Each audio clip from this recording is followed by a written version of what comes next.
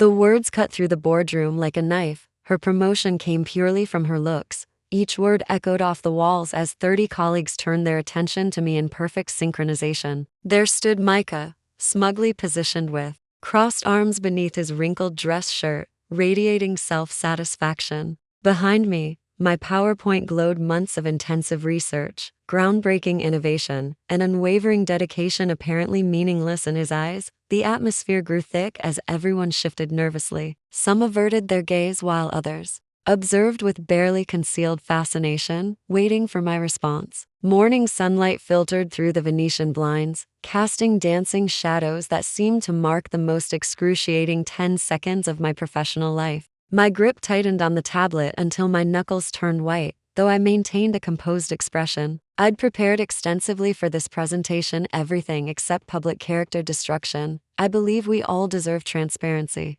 about what actually qualified her for this advancement. Micah pressed on, earning uncomfortable laughter from his supporters. From my perspective, the selection criteria seemed questionable at best. Then fate intervened. The conference room door swung open, revealing our company president accompanied by 3 board members carrying something substantial draped in elegant velvet. Their unexpected arrival sent everyone scrambling to attention, leaving me frozen at the podium, my professional humiliation suddenly interrupted by bewilderment. President Eleliana Valdez caught my eye and smiled warmly. Perfect timing. We have exciting news before today's presentation begins. Allow me to properly introduce myself. I'm documenting this experience because countless people have asked how I transformed what should have been my career's most devastating moment into its greatest victory. If you're watching this, you're likely confronting your own workplace antagonist or feeling undervalued despite your contributions. Stay until the end. What happened next revolutionized not only my career trajectory but our entire organizational culture. If this story inspires you,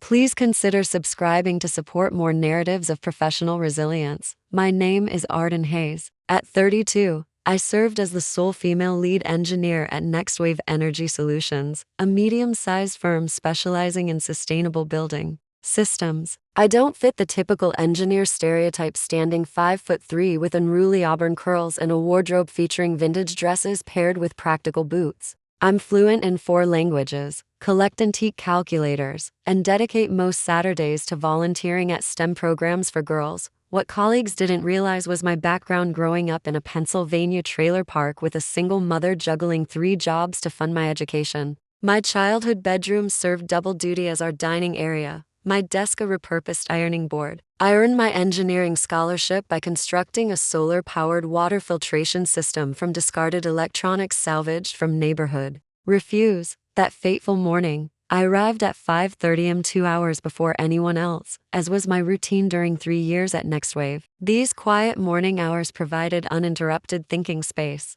Irving, our janitor, always saved the engineering department's cleaning for last, respecting my need for silence. Big presentation today, Miss Arden? He asked while emptying my wastebasket. Quarterly review and my debut presentation as team leader, I replied, obsessively reviewing my slides. Irving nodded knowingly. About time they acknowledged your contributions. That cooling system you designed is remarkable. Irving understood my projects better than most teammates. He'd often discover me working late, testing prototypes after regular hours when the laboratory was empty. He'd bring coffee and ask insightful questions that sometimes sparked unexpected breakthroughs. Unlike my colleagues, Irving truly saw my dedication. My NextWave journey hadn't been smooth. Despite identical qualifications to male counterparts, who started at mid-level positions, I began in junior roles. Rather than complaining, I committed to proving myself through exceptional results. While others networked at company social events or engaged in office politics, I developed a revolutionary cooling system capable of reducing industrial building energy consumption by nearly 40%. For 18 months, I pursued this project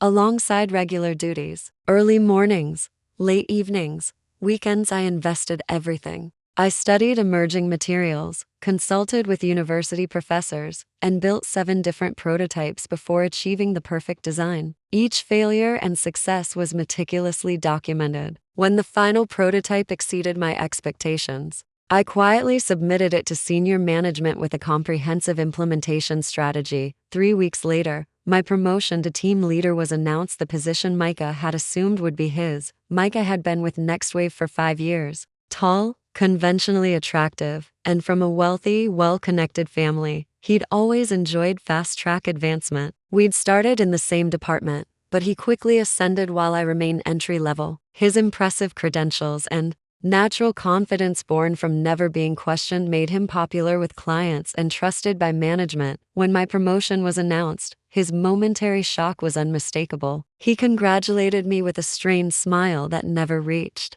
his eyes. "Well deserved," he said, though his tone suggested otherwise. The subsequent weeks brought subtle sabotage. He questioned my decisions and meetings, interrupted my explanations, and offered helpful corrections on technical points I hadn't actually gotten wrong. He scheduled team lunches during my client appointments. Projects I'd previously led suddenly required his collaborative oversight. I documented everything but kept focused on excellence rather than office politics. I built alliances by recognizing team members' contributions and creating opportunities for them to showcase their talents. I stayed late helping junior engineers understand complex systems and learned everyone's names, not just engineers, but maintenance staff, administrative assistants, and security guards. But Micah's campaign intensified as the quarterly review approached. Whispers reached me suggesting I'd used alternative methods to secure my promotion. Comments about my appearance being my real qualification, questions about my technical capabilities. The morning of the review, I dressed carefully in a structured, navy dress professional, understated armor against scrutiny. I arrived extra early to prepare the conference room, arranging materials and double-checking the projection system. Perfection was non-negotiable. As team members arrived, I greeted each by name. Most returned my smile, though some of Micah's allies barely acknowledged me. Micah entered last, making an entrance in an expensive suit, flanked by junior engineers laughing at his comments. I began with a quarterly achievements overview. Before discussing specific projects, I want to acknowledge everyone's contributions. Engineering is collaborative work. Speaking of contributions, Micah interrupted, standing abruptly. "There's something we should address." Silence fell. I paused, curious about his direction, though suspecting his intentions. "There's been confusion about recent leadership changes," he continued, scanning the room rather than looking at me. "Transparency is crucial in our technical field," finally turning to me with feigned concern and condescension. "Arden, you're well liked here. Great personality. You bring certain aesthetic qualities to the department." Several people shifted uncomfortably as I remained still, expression neutral. "But some question the technical justification for your promotion. What specific innovations or revenue-generating projects have you led?" From our perspective, it seems certain non-engineering qualities took priority. Then came the devastating blow. "She only got promoted because she's pretty." Those words hung in the air as colleagues' reactions ranged from embarrassed glances to subtle agreement. 3 years of work, countless overtime hours, my revolutionary cooling system all reduced to my appearance. Then the door opened, and President Valdez entered with the board members carrying that mysterious velvet-covered object. As the president approached, even Micah returned to his seat, though his expression remained defiant. "Apologies for interrupting," President Valdez said, "but we received news this morning that couldn't wait." Her eyes found mine. "Arden, please join me." Confused, I moved beside her as she addressed the room. 3 months ago,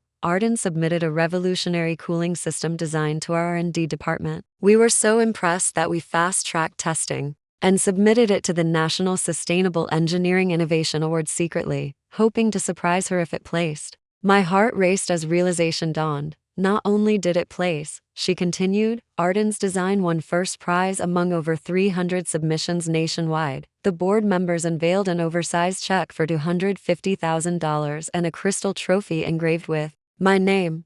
"This represents our industry's highest honor for sustainable innovation," the president explained. The judging panel, composed of leading engineers and climate scientists, was unanimous. Arden's cooling system will revolutionize commercial building energy consumption with projected savings of 38%. She turned to me with genuine admiration. "This is why you were promoted, Arden, and effective immediately. We're creating a new position, Vice President of Sustainable Innovation." Shock rippled through the room as Micah's face drained of color. Additionally, the president continued, 3 major manufacturers have approached us about licensing agreements. The approved patent names Arden as primary inventor, with licensing deals projected to generate over $12 million in the first year alone. She handed me the trophy and check while camera flashes captured the moment. "Would you like to speak?" she asked. I stepped forward, acutely aware of every eye in the room, especially Micah's stunned gaze. This was my moment for vindication after his public humiliation attempt. I could destroy him with well-chosen words, highlighting his ignorance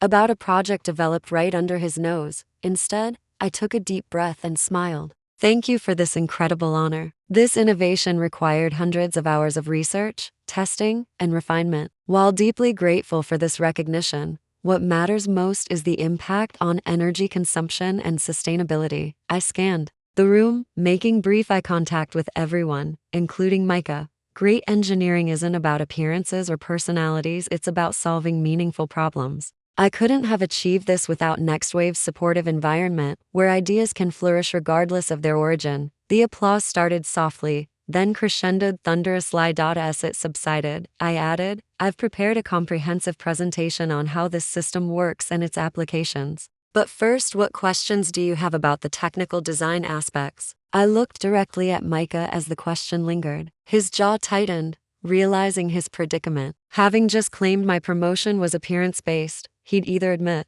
ignorance about my award-winning design or attempt to fake knowledge he didn't possess. Several hands shot up. I called on Elodie, a respectful junior engineer. "Could you explain how you overcame the thermal efficiency problems plaguing similar systems?" she asked. Excellent question. The breakthrough came when I redesigned the heat exchange matrix using a nanomaterial composite that, if I may interrupt, Micah interjected, standing again with impressive quick recovery. "I think everyone's wondering why this project was developed secretly instead of through proper team channels. Transparency is core to our values." President Valdez raised an eyebrow. "Actually, Mr. Donovan, Arden documented every step." Project logs show she invited collaboration during 3 separate department meetings. The sign-up sheet shows only 2 responses. I remembered those meetings clearly. I'd presented my initial concept as an optional side project for interested parties. Most were too busy with immediate deadlines or couldn't see the potential. Only Irving, the janitor with valuable maintenance accessibility insights, and Prisha, a new graduate, had signed up. "Perhaps you were absent those days," I offered Micah neutrally. "But I'd gladly send you the complete development documentation over 300 pages of technical specifications, test results, and iteration notes." Micah's smile tightened. "That won't be necessary. I'm familiar with the basic principles." "Excellent," I said, seeing my opening. "Then perhaps you could help explain the triple phase exchange component. It's complex, and having another voice might clarify things for everyone." The trap was set. Either he admitted ignorance about a project he should have known about as a senior engineer, or he attempted explaining something he didn't understand to a room full of technical experts and board members. Micah chose poorly. "Of course," he said confidently, walking forward. "The triple phase exchange is essentially a thermodynamic process where energy transfers through 3 distinct states. The primary conduction layer interfaces with the secondary matrix to create an efficiency multiplier effect." He was stringing together technical-sounding gibberish. Board members exchanged glances while engineers looked uncomfortable. "Could you elaborate on how the efficiency multiplier effect works with variable temperature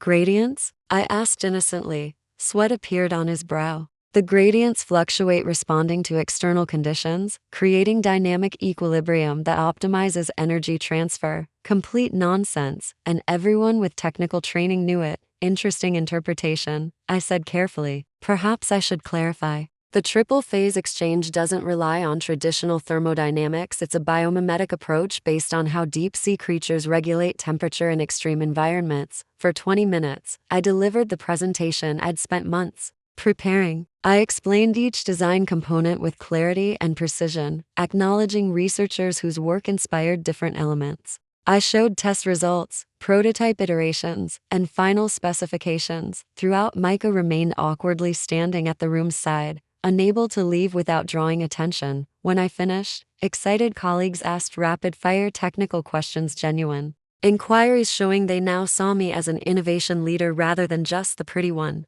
Micah slipped back to his seat, Suddenly fascinated by his phone screen, the meeting concluded with President Valdez announcing a company-wide celebration and requesting a detailed presentation from major clients. As colleagues filed out offering congratulations, Micah approached with his public persona intact, smiling, hand extended. Congratulations, Arden. Quite an achievement. His voice was pleasant, but his eyes remained cold. Though I wonder about implementation challenges in actual buildings. Theory and practice differ significantly. Before I could respond, President Valdez joined us. Actually, Micah, that's our next step. I'm creating a pilot implementation team with you as part of it under Arden's leadership. Your practical experience will complement her innovation nicely. His expression froze momentarily before recovering. I'd be delighted.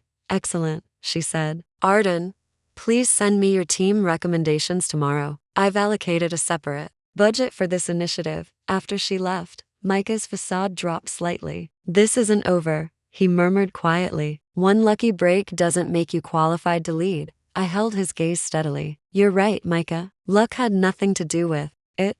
The following weeks showcased Micah's passive aggression mastery. He attended every meeting but contributed minimally, sent emails questioning my decisions while copying senior management, and accidentally scheduled conflicts with critical presentations. Meanwhile, I adjusted to my VP role with a new office assistant named Kit, and substantially more responsibility. Media attention followed our innovation, leading to interviews with engineering publications and sustainability blogs. My calendar filled with speaking engagements and consultation requests. I maintained meticulous documentation of everything, every decision, communication, and milestone. When Micah suggested efficiency-compromising changes, I recorded technical reasons for declining. When he missed deadlines, I noted it without comment, remaining unfailingly professional. President Valdez became my mentor, meeting weekly to help navigate my executive transition. 6 weeks after the award announcement, she broached the Micah situation. How's he adapting to the new structure? She asked. He's struggling with the adjustment, I replied diplomatically. He has valuable expertise, but collaboration seems challenging. She nodded thoughtfully. His quarterly metrics have declined significantly. Several team members requested transfers from his projects. She studied me carefully. You haven't filed complaints about his behavior. I'm focused on results, not personalities. Admirable, but obstruction is a performance issue. The Boston office requested an experienced manager for their new initiative, same title, different location. The implication was clear, an opportunity to remove Micah without overt punishment. May I suggest an alternative? I asked, then outlined. A different approach, one that would either transform Micah into a valuable team member or provide enough rope for professional self-destruction. President Valdez listened intently. Unconventional and potentially risky. Are you certain about this approach? I believe in giving people growth opportunities, even those who haven't extended me the same courtesy. She agreed to try my way first, with weekly updates and a 2-month deadline before revisiting the Boston option. You want me to what? Micah stared across my office in disbelief. Lead our community engagement initiative, I repeated calmly. We're partnering with 5 local high schools developing STEM programs focused on sustainable engineering. You'll oversee curriculum development and mentor training. That's not my expertise area. Surely someone else is better suited.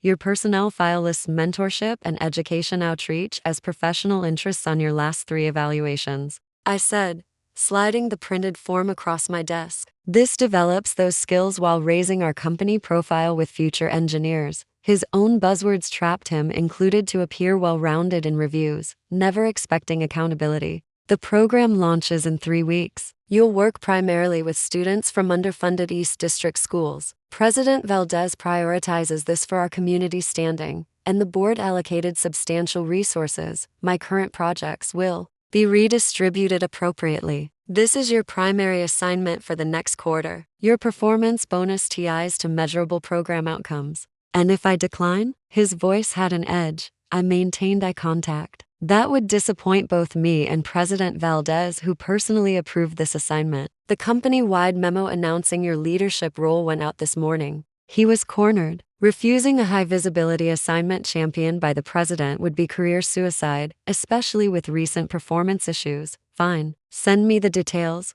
Better yet, your first meeting is in 30 minutes. School principals and science teachers are gathering in conference room C to discuss needs and expectations. I'll introduce you. Then it's your show. Color drained from his face. Today, I'm not prepared. Leadership often requires adapting quickly to new challenges, I said, echoing words he'd once used against me. I'm confident you'll rise to the occasion. As predicted, the first meeting was disastrous. Micah arrived confidently but quickly floundered when educators asked specific questions about curriculum development, teaching methodologies, and student engagement strategies, none of which he knew. He made vague promises and attempted charm, but teachers saw through his lack of preparation immediately. I observed silently from the back, taking notes. After the underwhelmed educators left, Micah confronted me. This was a setup. You deliberately threw me into a situation where I'd fail. Actually, I gave you exactly what you've always wanted, a